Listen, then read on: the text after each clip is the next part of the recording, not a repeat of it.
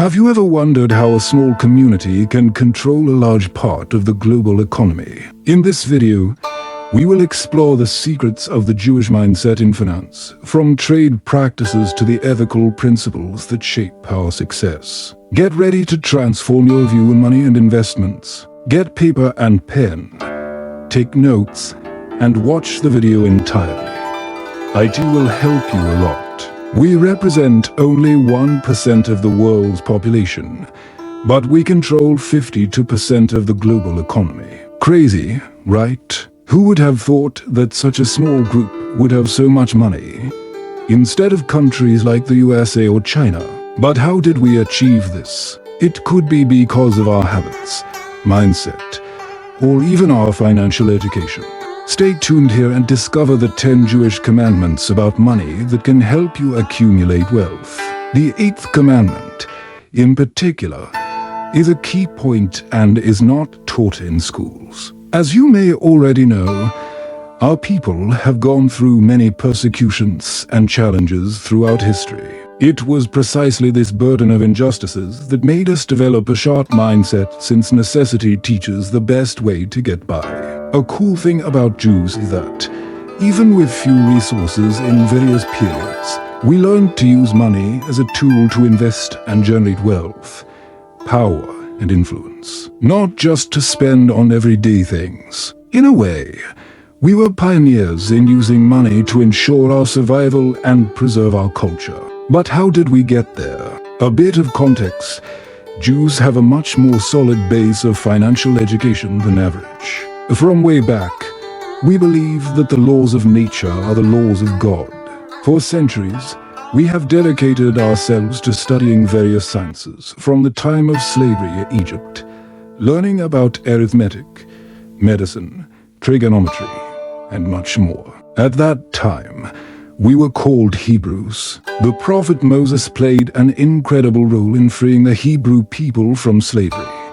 And besides that, he was educated about finances and economy from an early age. He passed this knowledge on, planting the seed of something that defines us to this day: financial education and the ability to generate wealth. When it comes to the Jewish mind, we learn in various ways. Usually, we spend 70% of our day applying what we already know and learning new things at the same time.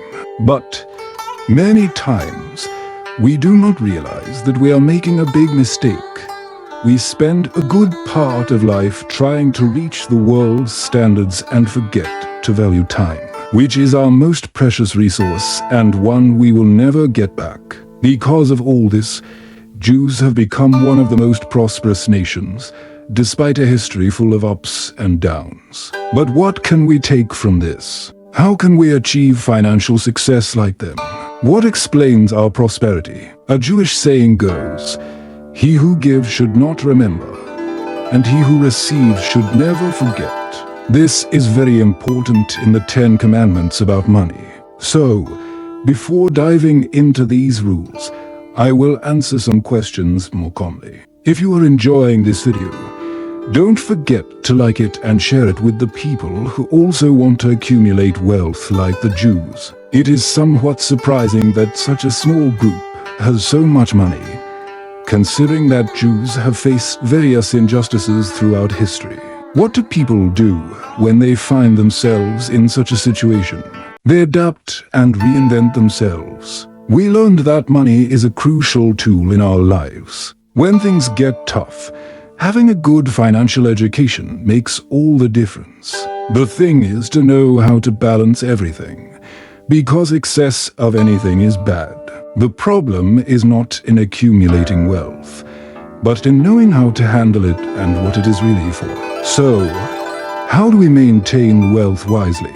The answer is much simpler than it seems. It is all about understanding the Jewish mindset. For us, being rich or inheriting a fortune is not just about having money, but also about how to preserve and increase this wealth. And for that, solid financial education is essential. But why do Jews seem to be so good financially? Because from an early age, Jewish children learn the Torah and the Talmud as sacred books. And this has everything to do with the financial part. The history of a people is fundamental to understanding their reality. We have already talked about how Moses passed his financial knowledge to the Hebrew people.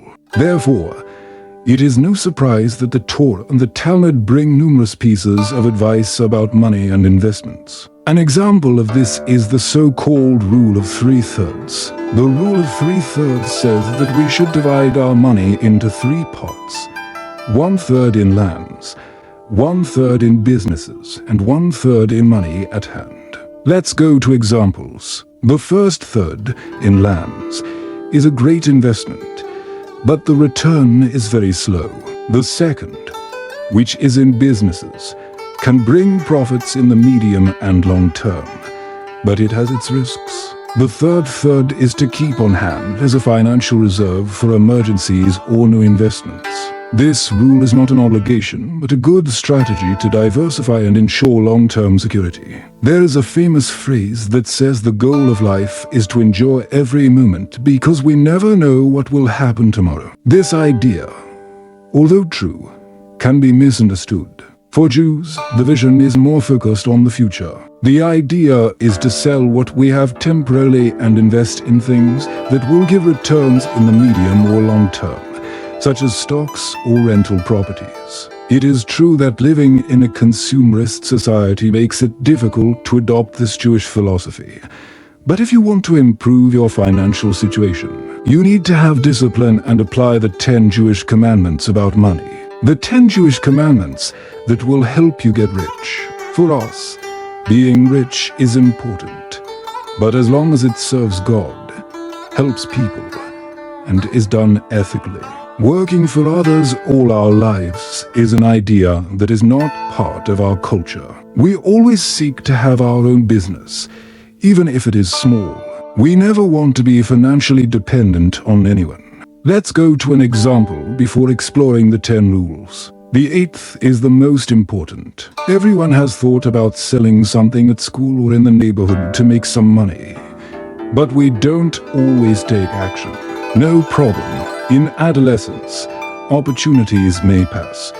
Maybe because we were focused on studies or just because it was not a priority. But when we reach adulthood and decide to start a business, what to do with the first profit? Answer: spend it all. Answer B: reinvest less than 50% of the profit.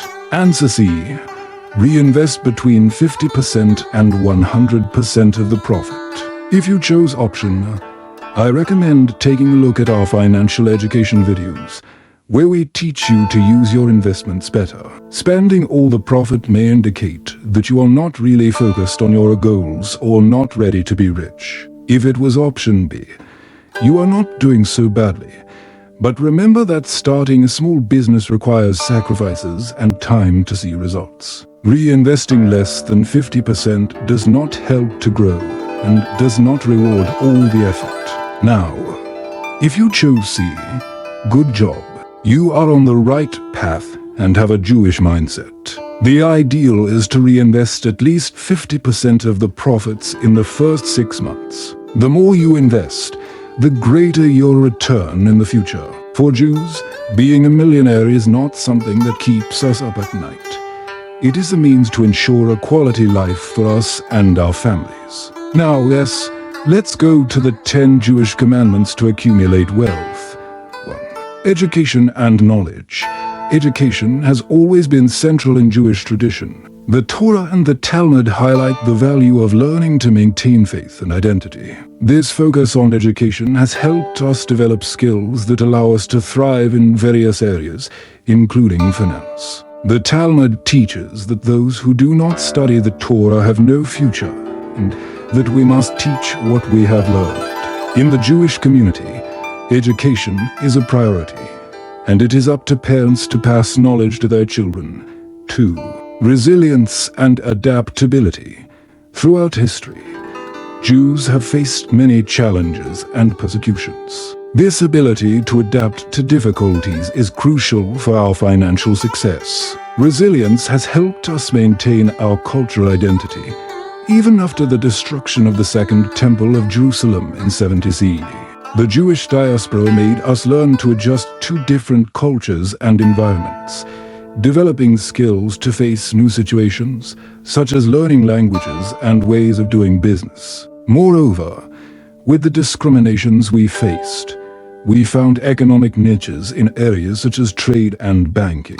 Mutual support networks, community institutions, and cultural traditions have been fundamental in keeping us united and supporting each other in difficult times. 3. Practice of commerce and banking. Jews have been protagonists in commerce and banking throughout history. Our religious formation required the development of skills such as reading, writing, and mathematical operations, which helped us thrive in business. We created commercial and banking networks that spanned the entire world, allowing us to establish a strong market position.